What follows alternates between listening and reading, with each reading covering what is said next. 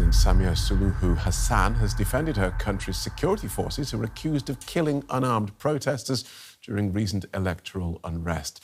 The president said the crackdown had been necessary to prevent the government being overthrown.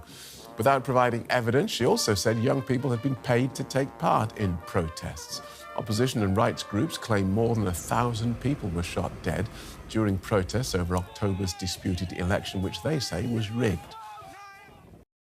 Tanzania is once again under the spotlight as President Samia Suluhu Hassan publicly defended the actions of her country's security forces during the unrest that followed the disputed October elections. Her remarks were firm and unapologetic. She insisted that the heavy-handed crackdown, which opposition groups say left more than 1,000 people dead, was necessary to prevent what she described as an attempt to overthrow the government. The president provided no evidence to support the claim, but positioned the protests as a national security threat. She also alleged that young people had been paid to take part in the demonstrations, an accusation strongly rejected by civil society and opposition parties. The October election had already sparked widespread dissatisfaction among Tanzanians. Many rejected the results as rigged, pointing to the unusually high victory margins and reported irregularities. Rights groups documented cases of abductions, forced disappearances, and extrajudicial killings during and after the protests.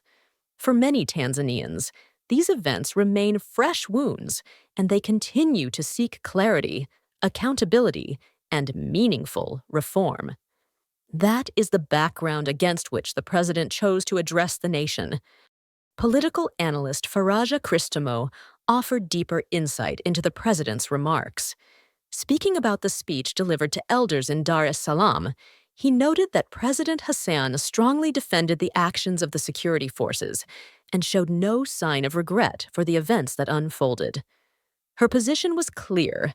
According to her, the use of force was justified to prevent chaos and potential destabilization. Yet, as Faraja pointed out, such a scenario is difficult to imagine in Tanzania's political and military environment. The country's system does not easily lend itself to a military overthrow, and there was little evidence that the protesters intended anything beyond demanding electoral transparency, a credible electoral commission, and respect for democratic processes. Many protesters who took to the streets did so out of frustration with what they believed was a flawed electoral system. They called for reform, fairness, and a restoration of trust in national institutions. Their demands included greater independence for the Electoral Commission and investigations into allegations of human rights abuses. Faraja emphasized that the protesters' grievances were grounded in genuine concerns, not in any organized attempt to remove the government. According to him, the claims of a coup attempt do not align with the realities on the ground. Public reaction to the president's speech has revealed deepening disappointment. Earlier statements by President Hassan, especially shortly after she took office, had given many Tanzanians a sense of hope.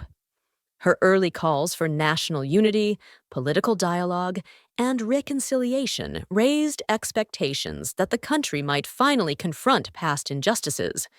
But according to Faraja, those hopes were significantly dampened after her latest remarks. He observed that many citizens felt discouraged, believing that opportunities for healing and national rebuilding were slipping away. Instead of calming tensions, the speech may have widened divisions between the government, opposition, and the general population. Fresh protests have reportedly been planned for the coming days, though uncertainty surrounds whether they will materialize. Tanzania's major cities, including Dar es Salaam, Arusha, Mwanza, and Mbeya, are now under tightened security. Streets are calm but tense. Many residents fear the possibility of another wave of arrests or violence. Some people have already left major urban areas, seeking temporary refuge in quieter regions of the country. The atmosphere is a mix of caution, fear, and anticipation, as citizens wait to see whether calls for renewed demonstrations will proceed. the situation remains fluid. The government is determined to maintain strict control, while citizens who feel unheard continue to push for accountability and reform.